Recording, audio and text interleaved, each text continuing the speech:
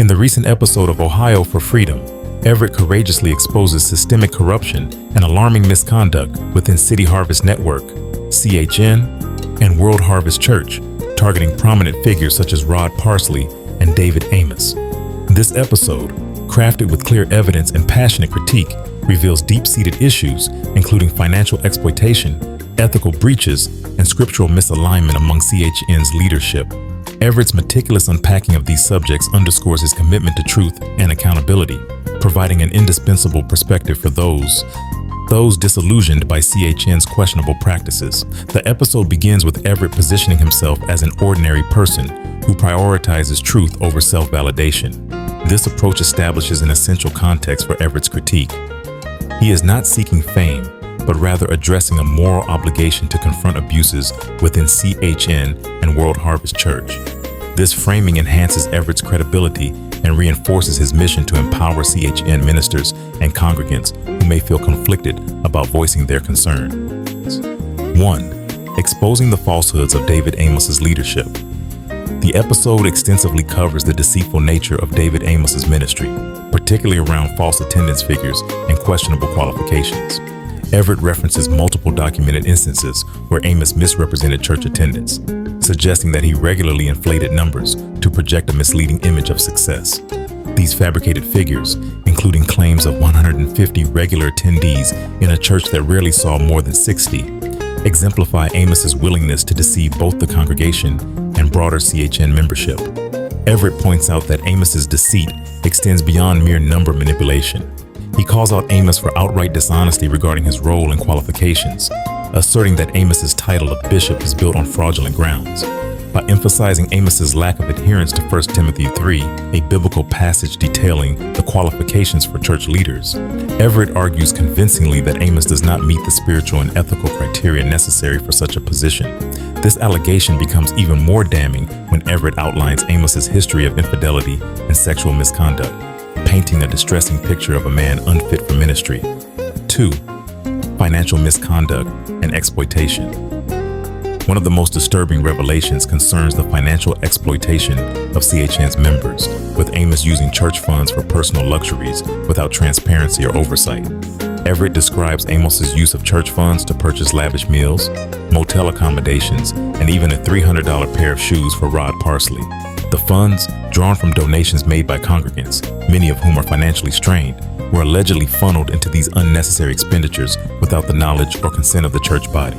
Everett's emphasis on Amos's financial transgressions is particularly poignant, given the socio-economic context of the Ironton, Ohio, community, which comprises many struggling families.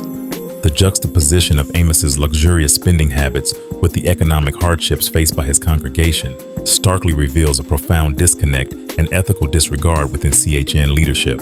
Everett's critique serves as a call to CHN members to demand greater accountability and transparency from their leaders, challenging the culture of secrecy that allows such exploitation to thrive unchecked. 3. The misuse of spiritual titles and performative acts.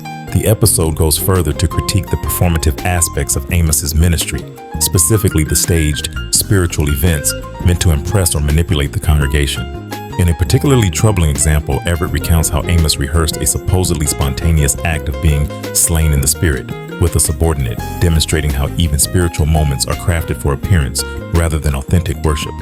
This revelation undermines the legitimacy of Amos's ministry and portrays his leadership as a calculated performance designed to manipulate emotional and spiritual responses from the congregation. Everett condemns this behavior as not only insincere, but a direct violation of the sanctity and trust that should define spiritual leadership. By reducing sacred acts to theatrical displays, Amos and those complicit in such practices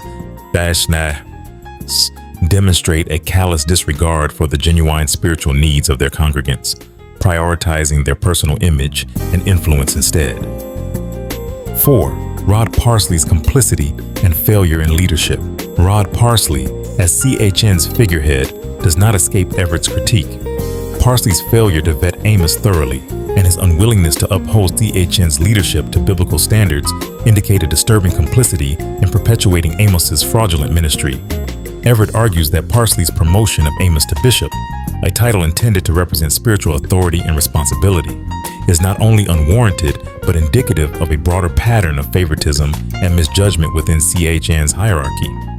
Everett questions Parsley's financial management practices, particularly regarding CHN's funds.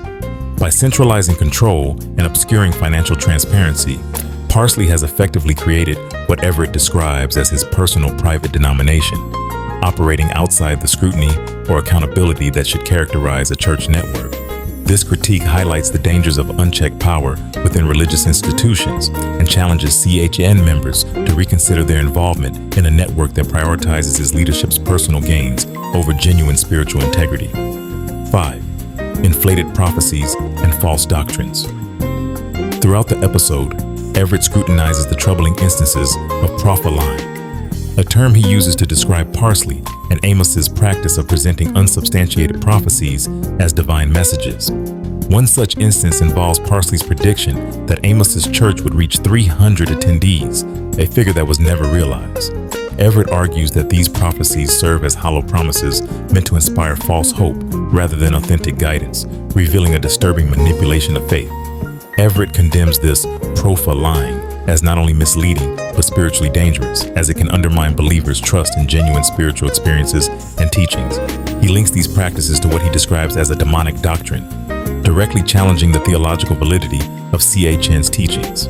This unflinching critique encourages listeners to discern carefully between true spiritual guidance and the self-serving proclamations made by CHN's leaders. 6. A call for genuine ministry and ethical reform. The episode concludes with Everett's impassioned plea for CHN ministers and members to pursue an authentic relationship with God, free from the corruption and deception that have tainted CHN's leadership. He advocates for a ministry grounded in honesty, integrity, and accountability, contrasting this vision with the hollow performances and self-aggrandizing behaviors exhibited by Amos and Parsley. Everett's closing statements emphasize the importance of self-reflection and courage in confronting the uncomfortable truths within CHN. He reminds listeners that a true ministry is not about titles, numbers, or appearances, but about serving others with humility and sincerity. This message resonates deeply as a call to action for CHN members, urging them to reject the deceitful practices within their organization and seek a faith experience rooted in transparency and compassion. Conclusion. Everett's episode on Ohio for Freedom provides an unflinching examination of the pervasive corruption and spiritual abuse within City Harvest Network. His critique, backed by clear evidence and personal accounts, exposes a pattern of deception and exploitation that undermines CHN's foundational values. Everett's support for the victims of these abuses and his commitment to restoring integrity within spiritual communities make this episode a vital resource for those questioning their involvement in CHN. Through his candid analysis, Everett demonstrates the courage and moral clarity needed to confront unethical leadership. His call for transparency, accountability, and genuine ministry serves as both a warning and an inspiration for those within CHN, challenging them to reject a culture of lies and seek a spiritual path that honors truth, compassion, and integrity. Everett's work exemplifies the spirit of prophetic critique, embodying a commitment to justice and spiritual authenticity that is sorely needed within the church today.